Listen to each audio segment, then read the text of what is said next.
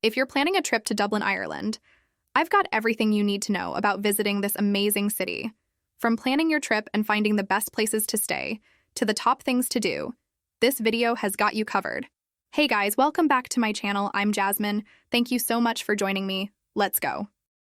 Dublin is a city that has something for everyone. It's the perfect mix of old and new.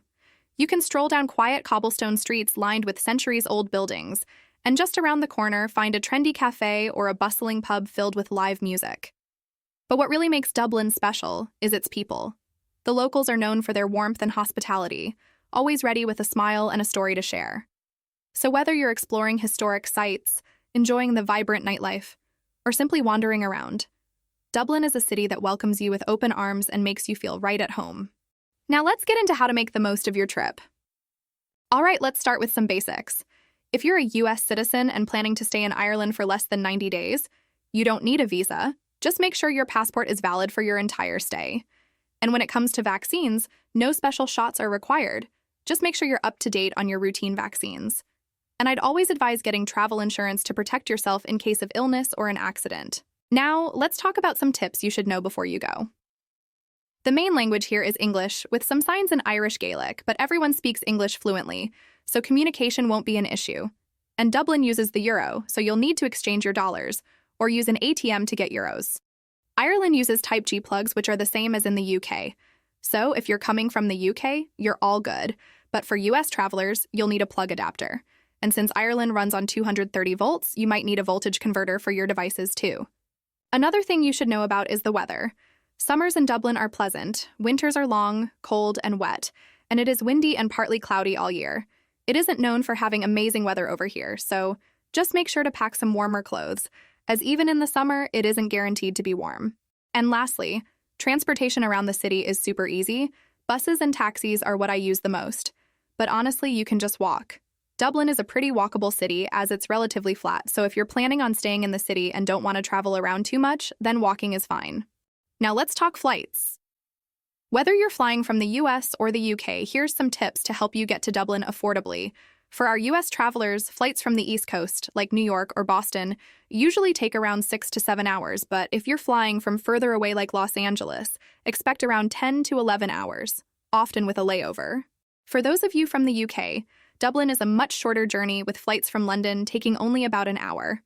There's plenty of budget airlines like Ryanair and Aer Lingus, so you can find cheap deals if you book early. To snag the best deals, book your flight about 2 to 3 months in advance, and always use flight comparison sites like Google Flights, Skyscanner, or Kayak. And if you can be flexible with your dates, flying midweek can often save you a bunch of money. To get from the airport, there are several public transportation routes you can easily take, as well as options to rent a car or hire a taxi for your initial journey from the airport. It only takes around 45 minutes from the airport into Dublin, so the costs aren't too high here. Now let's figure out where to stay when you get there. Dublin has so many amazing neighborhoods, each with its own vibe. If you love a lively atmosphere, Temple Bar is perfect for you as it's where all the nightlife is. But remember, it can be noisy, so if you book accommodation in this area, don't expect peace and quiet. It's also very touristy, so if you're looking for a more authentic Dublin stay, then maybe don't stay here. But it's still a really charming area to see and to watch the street buskers singing, so a short visit might be better for you. But if you're looking for something a little more relaxed but still central, St. Stephen's Green is great. It's quieter and close to Grafton Street, which is the #1 shopping street that has some really cool shops. There's some beautiful green spaces to wander around too. And if you want a more modern experience, check out the Docklands, known for its sleek hotels and amazing food scene. It's a little more expensive here, so keep that in mind. So what is there to do? Dublin is filled with exciting cultural landmarks, museums, pubs, stores, and so much more you can explore during your visit. If museums are your thing, the National Museum of Ireland is free and covers everything from archaeology to natural history. And the Little Museum of Dublin is also great.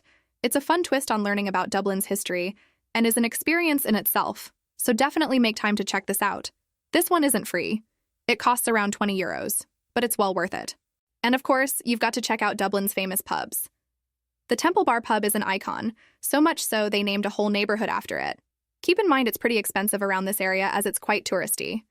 You also have the Brazen Head, which is Ireland's oldest pub and is great for live music and a cozy atmosphere. But no matter where you choose to go, make sure you order a pint of Guinness.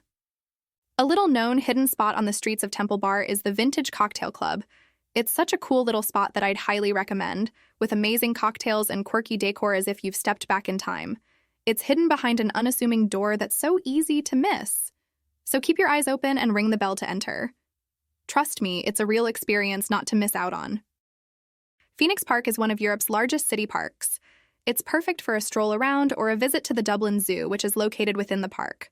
Or for something a bit quieter, St. Stephen's Green is a lovely spot right in the city center and perfect for people watching with a picnic. If you've got some extra time, take a day trip to Howth for some stunning seaside views and a scenic harbor, or head to the Wicklow Mountains for beautiful hikes. Oh, and don't forget to walk over the Halfpenny Bridge. So before we wrap up, here's a few final tips for your Dublin trip. Dublin is super walkable, and public transport is great, but make sure you grab a Leap card to save on bus, tram, and train fares if you're going to use them. And when it comes to tipping, it's not a big deal here, but leaving 10 or 15% at restaurants is appreciated. And finally, while Dublin is generally very safe, and the risk of violent crime here is low, pickpocketing can occur around touristy areas like Temple Bar, so keep your belongings close and be alert in busy areas. So there you have it, your ultimate guide to Dublin. Thank you so much for watching. I hope these tips help you have an amazing trip. And if you liked this video, please give it a thumbs up, subscribe to see more travel guides, and let me know in the comments if you have any other tips for visiting Dublin. Stay safe, guys, and I'll see you in the next video.